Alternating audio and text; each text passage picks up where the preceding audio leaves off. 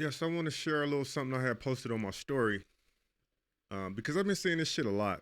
I've been seeing a lot of people that continuously post and share what I would consider propaganda either from enemies of the United States or people who don't like the current administration. Either or. All right, so I saw this on IG from Lil Duval. You might as well bet with the US economy because if it fails, you won't be able to do shit no way. And so I wrote to that. A lot of people are too stupid to understand the connectivity of the economy because they see it through a political lens. And so what I mean by connectivity is like it doesn't matter if you're a Democrat, Republican, liberal, conservative, we're all connected to the same economy. Whether you know, vote, don't vote, whether you like Trump, like Biden, none of that shit matters. Our economy is connected. So if you work a job or run a small business and the economy fails, it will weaken that company that you work for, or if you have a business, it's going to reduce the sales at that business. And so I always see people posting shit that again is propaganda, particularly ever since the BRICS nations have been in the news. Almost kind of like hoping that China and Russia and these other countries team up and overthrow us as a world power, you know, or become a more dominant economic force. And so I went on to write, the Congress and the Federal Reserve have far greater impact on the economy than does any president because the president cannot make laws or control the central bank.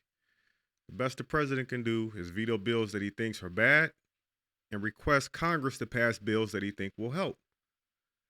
So, um, but since members of Congress are an independent branch of government, they can and often do reject presidential wish lists.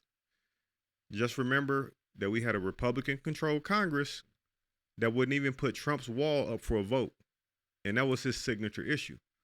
So the president can run on whatever he wants to run on, promise whatever the fuck he wants to promise, have all type of ideas that he thinks will save the economy, but ultimately the Congress, which is a separate branch of government, has to create bills and has to get passed through both houses, both the House and the Senate, and then the president signs it into law, and then the various agencies of the government will execute that law depending on what it entails.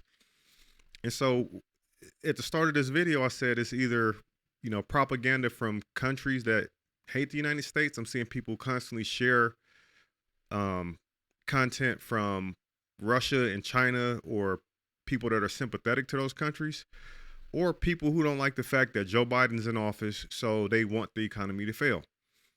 So just in transparency, I didn't like Trump when he was president. I did not think he was the right person for the job. But despite all of that, I did not want the economy to fail because I had stake in the economy. I have a couple mortgages, I have stocks, I have 401k. So when the economy's doing good, I don't give a fuck if I didn't vote for the guy, if I can't stand the guy. I'm happy about that. Because again, I'm not really looking at the president to regulate the economy. I know what's a bigger driver in economic outcomes is the Federal Reserve and what interest rates are and what laws Congress are passing, not necessarily what the president is doing. Now, obviously, the president or the Congress can pass a law. Let's take Obamacare, for instance. And then now that it's been passed and signed into law, the president's job is to implement that. And I think you guys might remember when Obamacare was passed into law, it was a fucking debacle trying to get the website out. So that's an example of, okay, it's not my job to pass laws. It's my job to sign bills into law. And then once that happens, it's my job to execute. And so that Obamacare website was an example of poor execution, right? But in terms of what the law can do, that's Congress. Congress wrote the fucking bill. Obviously, there was input from the administration.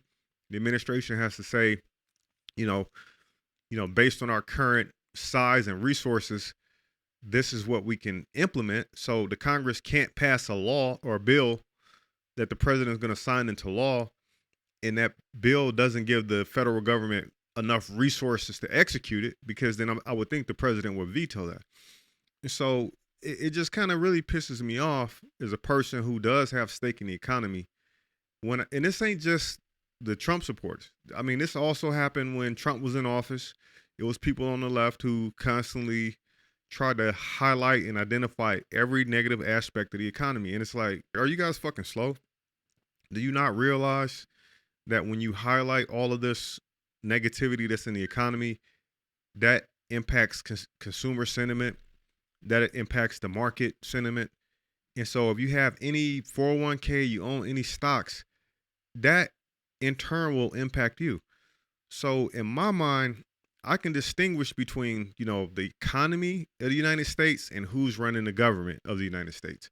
So I don't care who's running the government in terms of the economy. Like, okay, obviously I want someone who I feel is competent, who's going to really be a good commander in chief, right? Who's going to represent the United States on the world stage. But in terms of the economy, I don't give a fuck if it's a Democrat or Republican. I'm more concerned about who's running the Congress and what the feds are doing. And so when I constantly keep seeing shit on the internet that demonstrates that people either don't know this, what I'm saying, or they know, but they don't care because they're just so blind from a partisan perspective, it's very upsetting.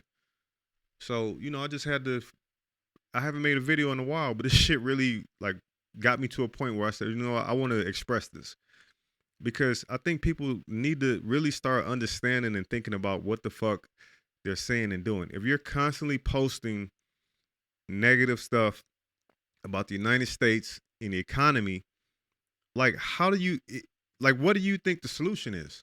Do you think a different president is going to solve the problem if Congress isn't passing the right bills? If the Fed is raising rates at a crazy pace? Like, the president can't control any of that shit. So sit back, the election's over. There'll be a new election. At that point, what you can do is you can knock on doors, you can donate to a campaign, and then you can vote. Those are the only three real actions you can do. You can participate in the campaign, donate money to a campaign, or vote. Right now is not the time to do any of that shit other than maybe donate money to a campaign. You can start, like, whoever's running, you can start donating money. It's not even really time to start knocking on doors because it's not time to vote yet. So I really wish we can get to a place where it's like, hey, I fucking hate Trump, or I hate Biden, or I hate whoever, but they won. And so now I'm going to get back to being American until it's time for me to either donate money to a campaign, participate in the campaign, or vote. But instead, people stay in this perpetual political cycle where, you know what, the election's over today, and I already hate the president-elect, and I'm going to spend the next 4 years talking about how miserable things are because I don't like the person that's in office. That's fucking ridiculous, man.